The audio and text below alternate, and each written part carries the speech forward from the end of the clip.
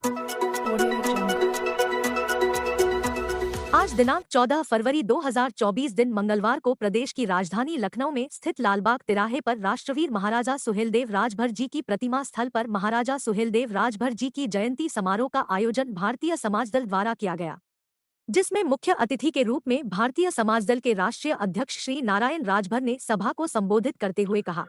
देखिए, आज का जो दिवस है, जो 14 फरवरी 2024 का जो दिवस है, ये कई त्योहारों को और कई तथ्यों को स्पष्ट कर रहा है। क्योंकि मैं श्री नारायण राजभर समाज से हूं और राजभर समाज के गौरवशाली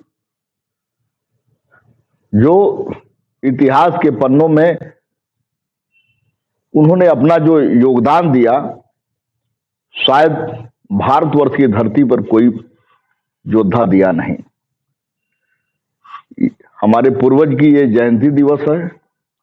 दूसरी नंबर बात है कि आज सरस्वती पूजा भी है और आज वैलेंटाइन डे भी है। वो अपवाद का विषय है।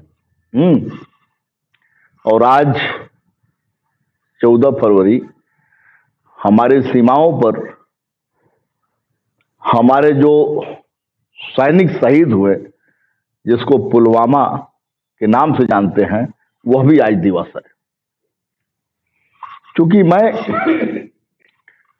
गाजीपुर की धरती से बिलोंग करता हूं और गाजीपुर की विरासत देश के प्रति, देश की सीमाओं के प्रति जो समर्पण रहा, उसको शायद पूरा देश जानता है, जिसे वीरों की धरती और शहीदों की जनपद के नाम से पूरे देश में जाना जाता है। जो है कि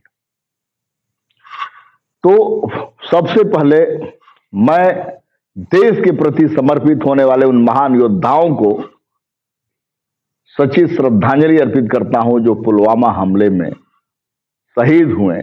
तत्पश्चात अपने पूर्वज राष्ट्रवीर महाराजा सुहेलदेव के चरणों में कोटि कोटि नमन करता हूं, जो उनकी जयंती है। और आज महाराजा सुहेलदेव की इस जयंती दिवस पर मैं प्रदेश को और देश को यह संदेश देना चाहता हूं कि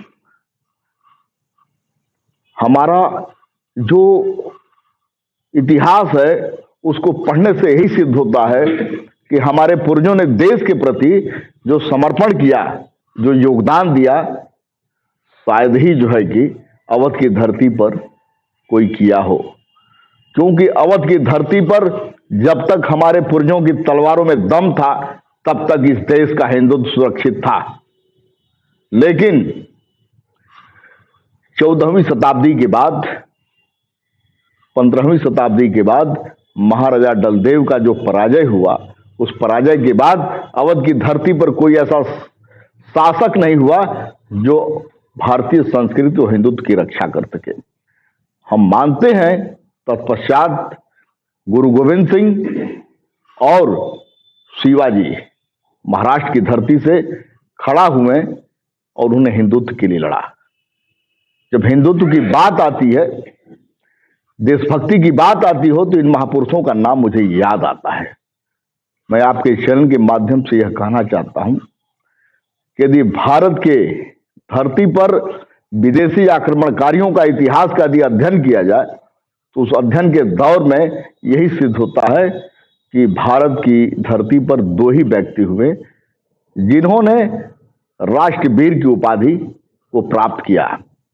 अवध की धरती पर श्रावस्ती के सम्राट महाराजा सुहेलदेव रहे हों या पंजाब की धरती से पैदा हुए राजा रणजीत सिंह रहे हों। क्योंकि रणजीत सिंह वह योद्धा रहे जो भारत का कोहनूर अहमद शाह अब्दाली जीत के ले गया था ईरान। अहमद शाह अब्दाली को पराजित करके राजा रणजीत सिंह ने कोहनूर को भारत लाया था। और महमूद गजनवी जो भारत का लुटेरा हुआ करता था, इतिहास के पन्नों में पढ़ा जाता है, उसके मरने के बाद उसका भांजा मसूद सैयद सलार गाजी ने महमूद गजनवी के महत्वाकांक्षी विचारधाराओं को भारत में स्थापित करने के लिए जो जंग लड़ा, उस महमूद गजनवी के भांजा सैयद सलार गाजी को भारत की सरजमी पर राष्ट्रवीर महाराजा ने सुहेलदेव ने दफन करके विदेशी आतताई को आक्रांता को भारत की धरती पर दफन किया। इसलिए दो योद्धा भारतवर्ष में राष्ट्रीय वीर की उपाधि प्राप्त करने की योग्यता रखते हैं। विश्लेषण होता है इस विषय पर। और आज के एजेंडे में चाहे केंद्र सरकार हो चाहे प्रदेश सरकार हो, दोनों सरकार उत्तर प्रदेश की और भारतवर्ष की सबसे बड़ी आध्यात्मिक नगरी अयोध्या पर केंद्र बिंदु बना करके कार्य कर रही है।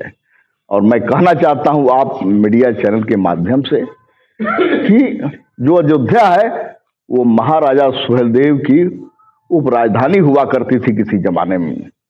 इसीलिए जब जब अयोध्या पर सवाल खड़ा होता था, जब जब अयोध्या की आस्था पर कोई चोट मारता था, उस परिस्थिति में श्रावस्ती के सम्राट जो भी हुए, महाराजा सुहेलदेव के पिताजी हुए या महाराजा सुहेलदेव जी हुए या महाराजा सुहेलदेव के पुत्र हुए या महाराजा सुहेलदेव के पौत्र हुए, मैं नहीं कह रहा हूं, इतिहास साक्षी है, सारी व्यवस्थाएं लिखी हुई है, प्रमाण के साथ है कि उन्होंने अयोध्या के प्रति जो समर्पण और त्याग किया और उसको प्रमाण सहित स्थापित है कि उन पूर्वजों ने, हमारे पूर्वजों ने उस संस्कृति को स्थापित करने के लिए, सुरक्षित करने के लिए जो त्याग किया, मैं नहीं कह रहा हूं, उस देश का प्रमाण कर रहा है। तो मैं कहना चाहता हूं इस आपकी चैनल के माध्यम से कि अयोध्या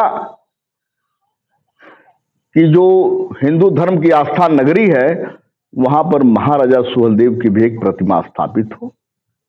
महाराजा सुहेलदेव के नामकरण के साथ वहां कोई स्थान भी स्पष्ट किया जाए, ताकि हमारे पूर्वजों ने देश के लिए जो सम्मान दिया, हिंदुत्व के लिए जो सम्मान दिया, वो मुझे लगे कि नहीं, वो उनको सम्मान दिलाने में एक बेहतर कार्य हो रहा है। जो है कि मैं आपके चैनल के माध्यम से यही कहना चाहता हूं, क्योंकि प्रकरण तो हमारा बहुत बड़ा है।